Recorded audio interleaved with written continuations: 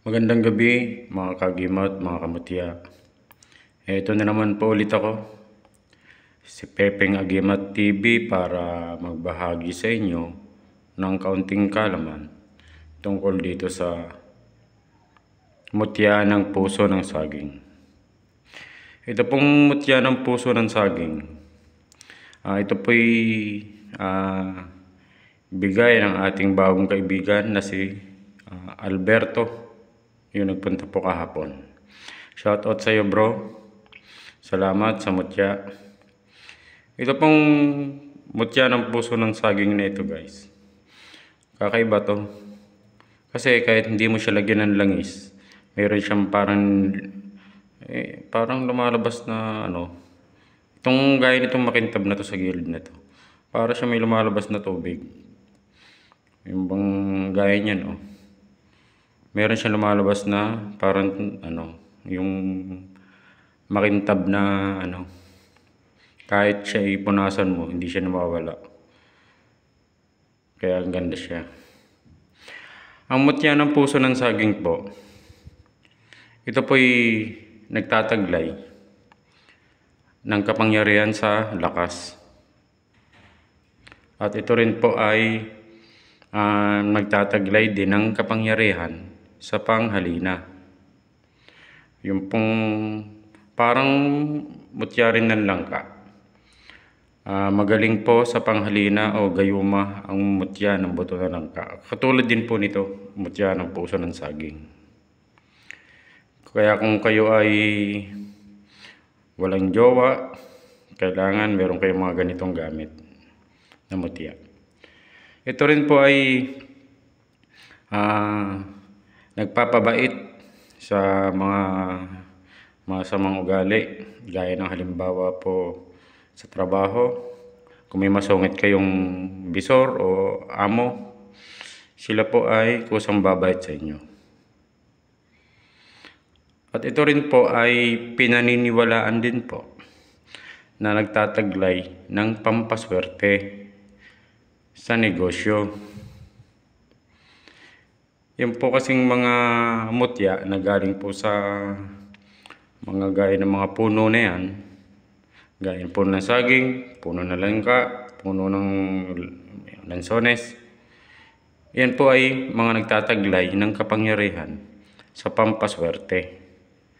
Kaya kung kayo ay nagninegosyo, kailangan meron kayong mga tangan na mga ganitong gamit. Yan po, tingnan nyo. Violet siya, ganda. Gandang bato. Violet na may parang dilaw na nakapaligid sa gilid. Ito po ay nagtataglay ng kapangyarihan sa pampaswerte. At di ba ito ay pinaniniwalaan din ho, kahit mga bata pa tayo, na pag nakakuha kayo ng yung mutya ng puso ng saging, yun daw po ay panlaban din sa mga masasamang espiritu. Para pong sa mga kwento-kwento na matatanda, na yan po ay nagbibigay ng lakas, bilis, galing ng isang nagtatangan nito. Yan po sinasabi ko, yung ganyan. Para siyang laway pero hindi siya natatanggal. Tapos pagka dito po ganun din yan sa harap, nagkakaroon din yan. Ayan, parang may nilalabas siya galing din sa loob ng bato. Ito po yung napakagandang gamitin, kaya kung sakali man na meron kayong ganito na mutya ng puso ng saging, kailangan po alagaan nyo. Lalangisan nyo ng langis ng nyog at ibabalot sa kulay pulang tela, gaya nito. Yun lang po ang pagtatangan nito. Pero ang iba po ginagawa itong kwintas. Para nga naman hindi mawala, laging suot-suot niya lang. Pero kung kayo may mga pupuntahan ng mga burol, hindi niya pwedeng ipasok ang mga ganyan. Dahil ayon sa mga kahit sinauna pang kwento-kwento, mawala ang bisa. At sana po kung ano mang meron kayong tangan ng mutya o agimat, huwag nyo pong ipagyayabang para hindi kayo iwanan ng gabay ng mutya.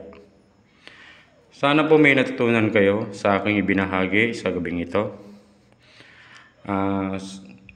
Salamat po sa mga nag-subscribe, sa mga bago kong subscriber, maraming salamat. Sa mga nagla-like and share, sa mga nagko-comments, sa mga hindi pa po nakakapag-subscribe na laging nanonood ng mga video ko, paki-subscribe naman po. Maraming salamat po at magandang gabi.